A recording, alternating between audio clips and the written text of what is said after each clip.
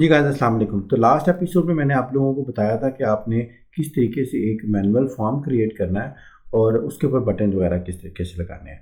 आज की इस वीडियो के अंदर मैं बताऊंगा कि उस बटन के ऊपर आपने कोई एक्शन ऐसा अप्लाई करना हो जिसके थ्रू आप कोई डीएमएल की स्टेटमेंट या कोई PL/SQL का कोड रन कर रहे हो तो वो कैसे करना है।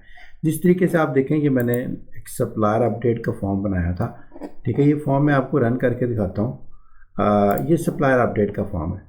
इसमें मेरे पास सप्लायर का नाम और इसका बैलेंस आ रहा है, ये लास्ट टाइम मैंने क्रिएट किया था।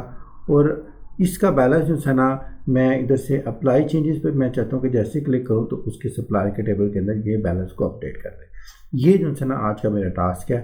अगर मैं किसी भी सप्लायर का फॉर एग्जांपल इधर से जाकर पहले बैलेंस चेक करता हूँ, ये मेरे पास डेटाबेस है या SQL ब्राउज़र है। अगर मैं जाकर देखता हूँ तो मेरे पास जो है ना ये फॉर एग्जांपल सप्लायर्स आ रहे हैं और ये इसका बैलेंस आ रहा है। अब मैंने क्या करना है कि सप्लायर को कोड लिखना है और उस कोड के थ्रू जो है ना मैं चाहता हूँ कि मेरा बैलेंस इधर अपडेट हो जाए। उसके लिए मैं क्या करूँगा, देखें ये मैंने फॉर्म बनाया है मैनुअल जो लास्ट टाइम पे मैंने बनाया था। अगर मैं इधर से भी जाकर इसको चेंज कर सकता हूँ या मैं इधर से जाकर भी इसको चेंज कर सकता हूँ। ये अप्लाई चेंजेस है, इधर से मैंने अपना कोड अप्लाई कर सकता हूँ या अगर मैं इस फॉर्म के ऊपर जाऊँ इस पर भी मैं अपने फॉर्म को चेंज कर सकता हूँ। इधर से जाके मैं पेज 12 पे अगर मैं क्लिक करूँगा तो यही मेरा फॉर्म का एडिटर आ जाएगा।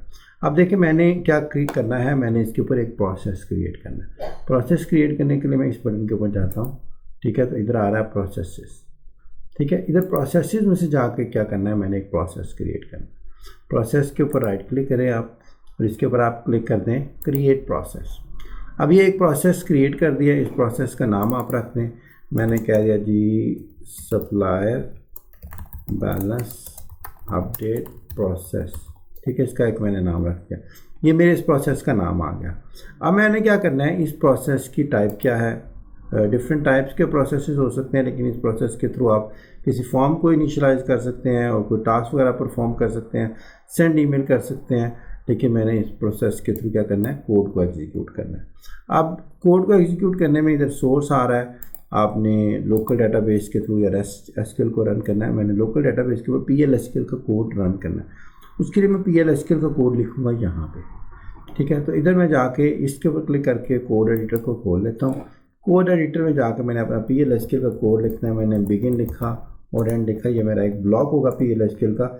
इसके अंदर मैंने अपनी अपडेट की स्टेटमेंट लगा, तो मैंने कहा दिया अपडेट सप्लायर, ठीक है। उसमें कहना है सेट बैलेंस को इक्वल कर देगा P बैलेंस के, ठीक है जी। वेयर मैंने कर दिया है सप्लायर ID इक्वल टू मैंने कर दिया है P डॉट सप्लायर। ये मैंने एक PL/SQL की स्टेटमेंट लगा दी है।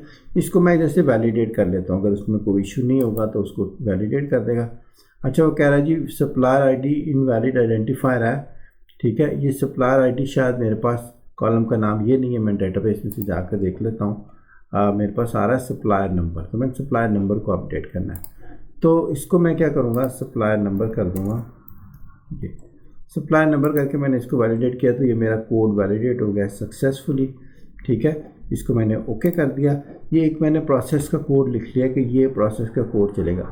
अब ये प्रोसेस का कोड मैंने किस बटन पे चलाना है वो मैं इधर से जाके नीचे जाता हूँ, ठीक है। तो इधर आ रहा है, मुझे इधर बताएगा for example when button pressed, किस इवेंट पे आपने इसको चलाना है, जब बटन प्रेस हो। कौन सा बटन प्रेस हो, अप्लाई चेंजेस का बटन प्रेस हो। तो इधर से मैं जाकर लिख दूँगा कि जब इस बटन को प्रेस करेंगे तो क्या करेगा, वो ये वाला कोड चला देगा, ठीक है। तो सबसे पहले तो मैंने ये कर दिया। अब मैं इधर से अगर वो कोड अपडेट कर देता है तो उसका मैसेज क्या लिखे, मैंने लिख दिया है जी सप्लायर बैलेंस अपडेटेड सक्सेसफुली, ठीक है। उसके बाद आ गया जी, अब अगर वो नहीं कर सकता, कोई एरर आ जाता है, कोई प्रॉब्लम आ जाता है, हम इसको लिख देते हैं सप्लायर फॉर एग्जांपल सप्लायर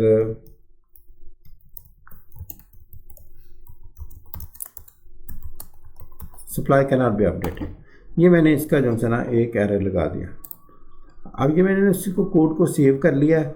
तो देखें आप जब आपने किसी दोबारा एक दफ़ा रिपीट कर दूँ कि अगर आपने किसी भी बटन के ऊपर कोई इवेंट लगाना है तो आप इस बटन के ऊपर आ जाएंगे और उसके बाद अब मैंने इसको इवेंट को लगा दिया। अब मैं क्या करता हूँ, पहले वाले फॉर्म को क्लोज़ कर देता हूँ, और अब मैं नए फॉर्म के ऊपर आता हूँ। अच्छा, उससे पहले PLSQL के ब्लॉक के अंदर ना इधर मैंने कमिट भी लिख देता हूँ ताकि वो उसको कमिट भी कर दे। हाँ, मैंने इसको सेव कर दिया और सेव करने के बाद अब मैं इसको रन करता हूँ फॉर्म को। ये मेरा फॉर्म रन हो गया। इधर से मैंने ये जो नुमान है इसका बैलेंस मैंने कर दिया है 111111। इसको मैं अप्लाई चेंजेस करता हूँ तो ये मुझे बता रहा है सप्लायर बैलेंस अपडेटेड सक्सेसफुली। अब मैं अपने टेबल में जाकर देखता हूँ कि ये बैलेंस अपडेट हुआ है या नहीं हुआ। तो मैं इसको जो सा है फॉर एग्ज़ाम्पल जाकर थोड़ा रिफ़्रेश करके देख लेता हूँ। तो ये देखिए, ये मेरे पास 1111 आ रहा है। ठीक है, 111 ऑलरेडी आ रहा है। तो इस तरीके से जो है ना आप अपना जो है किसी भी बटन के ऊपर कोई PLSQL के कोड के थ्रू कोई भी अपना बिजनेस लॉजिक अप्लाई कर सकते हैं या अपना कोई भी आप एक्शन परफॉर्म करवा सकते हैं।